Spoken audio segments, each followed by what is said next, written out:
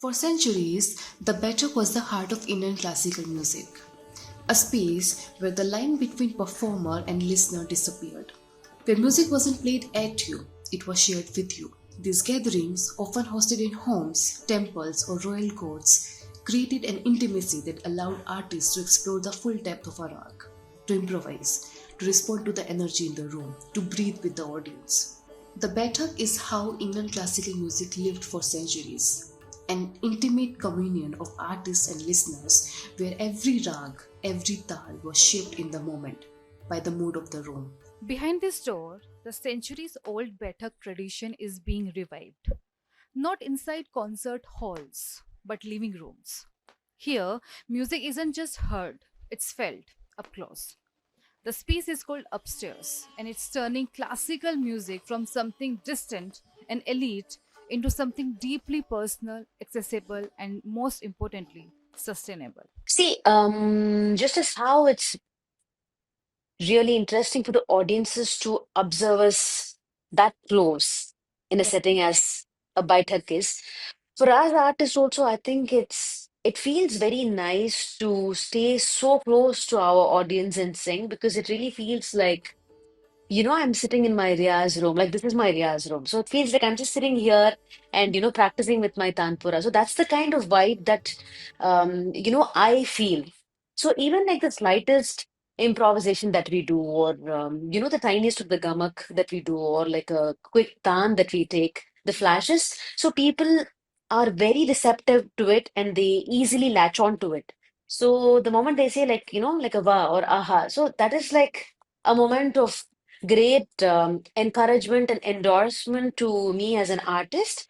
So that feels really special. So we know that, okay, ki, we are singing something that is clicking with the audiences that are listening to us. See, I think it's always existed, whether it's in North Indian classical music, Hindustani Shastriya Sangeet, or the Carnatic music scene. I think it's always been there.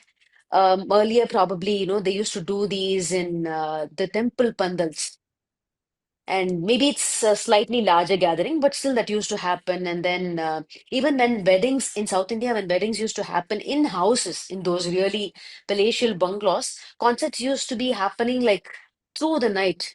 So those were all kinds of different kinds of Baithak settings, and I think it's always existed. Over time, as Indian classical music entered the age of proscenium stage, the Baithak had faded into just a memory. Auditoriums replaced courtyards, spotlights replaced lamps. It's also quite prevalent, quite ordinary for musicians to organize Baithaks, particularly to introduce somebody to other people. For example, once I reached a certain caliber, my grandparents wanted to honor that by saying, okay, now you're singing well enough that we should organize a Baithak for you. Oh, So, it's a thing that you're introducing a young artist to audiences right, by giving them, you're not ready for the stage yet, right, but you're ready for a small gathering. right. Listeners sit just feet away from the artist, and the proximity changes everything. You don't clap here, you respond with a wah or a nod or a smile. It's intimate, almost sacred. And for many, it's their first time experiencing classical music like this. Not performed at them, but with them. The Baithak is now making a comeback. Across Delhi and even in other cities like Pune, Mumbai, a quiet revival is underway. Artists and listeners are turning away from the glitter of scale and returning to the soul of Indian classical music. Baithaks are beginning to bloom again in homes or terraces, in small studios. So this is a wonderful opportunity to talk about these two performance models. One is Baithak, where the audience typically sits in front of you. That's why the name Baithak. And also it's a closed and intimate setting where the audience is fully lit and the artist gets to see their faces, their gestures, the way they're absorbing their music, and the way also they're interacting with their music. So it's a very one-to-one relationship that the artist can ideally make during a performance. Whereas in a proscenium stage, normally during the performance, the audience light is turned off. So you are in your own world trying to make an impression, but you don't really see the faces, see their reactions other than the claps. So you have to wait to get your feedback only when you reach a certain point of time in your performance when the audience returns you something through a clap. Kiran Seth, the founder of Speak Mikili, said that large programs have become more of a show. And when performing for thousands, the intensity naturally gets diluted as you try to please everyone. But classical music is about experience, upliftment, and something unforgettable, something hard to capture on big stages. How has it evolved over the years? So I think from at some point we just stopped being as comfortable with opening our houses to people, and a lot has been lost to that. Um, the other part of doing a Baithak at home is that it's also a show of status, right? Right. And it's true for both sides. So, for example, my mother got invited by somebody incredibly well known in the music circles in Kolkata as a young artist. And for her, that was a bigger achievement than getting invited to an auditorium, because this here's a person who trusts me enough to perform in their home, in their intimate circle. So it's a much bigger deal for her, right? Similarly, for an for somebody like that to demonstrate support for an artist, or to say, oh, it's my birthday, or such and such good thing has happened in life, or I just have a little bit of extra money to spare, which I'm going to now spend feeding everybody, giving everybody access to music that they wouldn't have otherwise had access to. These are important social mores that we have lost to many things, most of all, of course, capitalism, which is why the way to bring it back for us has also been in a capitalistic manner, right? That the way to bring it back has to be through a ticketed concert. It's the minute you start doing ticketed concerts at home, ticketed Baithaks, you are able to bring back some of the intimacy that I was talking about these Baithaks. But at the same time, you are able to bring in crowdfunding, which is not something that existed. Upstage challenges the idea that classical music must survive only through government grants or elite patronage. Here, artists are paid fairly, tickets are priced realistically, and audiences show up not just to watch but to support. It's an ecosystem being built from scratch around food, conversation, community, and music that doesn't just entertain but uplifts. In an ideal world, I wouldn't have listeners reach out to me and say, hey, I booked a ticket for the previous concert and I couldn't come. So, can I come for this concert using the ticket from the previous concert? You know, which is the kind of things that we do deal with on a daily basis. In an ideal world, people would think about an evening of listening to classical music, a ticketed event, the same way that they think about going to the movies, which is, I paid for this. The movie is not going to wait for me. I have to get there on time. I have to make sure that I am there and I'm enjoying myself. If I am not enjoying myself, the onus is still on me. It's not on them to change their content, start playing some other film because I'm not enjoying myself. Right? So, when people start thinking of the arts in the same way that they think of commercialized arts, I expect that one day we will have a listener base who will actively subscribe, who will actively recommend, who will fangirl over certain artists. I think another aspect of this also is that when you are is the question of volume.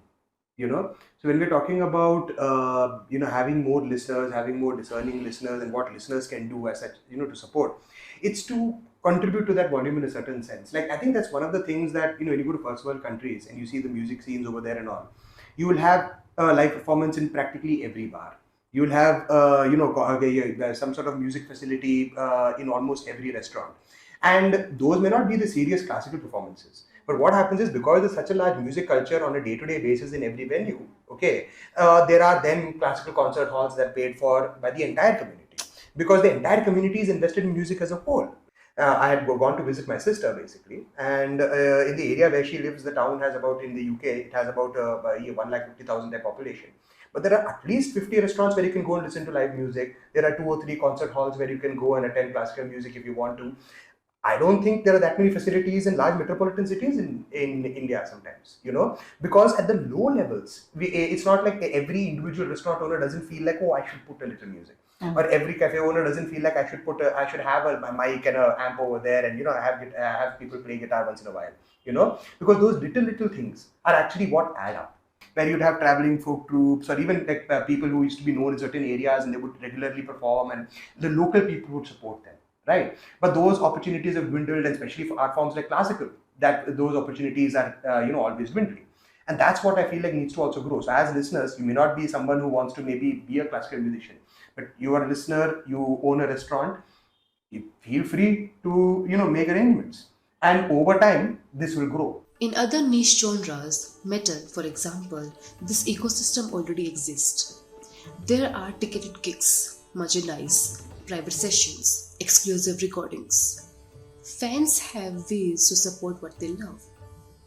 But in Indian classical music, the avenues have been few.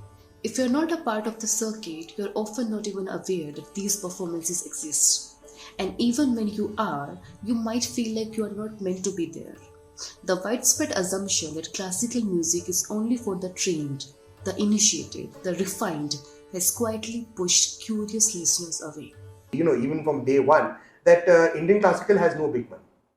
Like there is nothing, there is no larger culture being developed, and in a sense, Indian classical music isn't even aspiring to be a popular form of music. It is aspiring just to exist, which is extremely different from the way metal is seen, because metal's heyday was around the 1990s, early 2000s, I'd say. After the early 2000s, metal has, or just like classical, has lost a lot of popularity.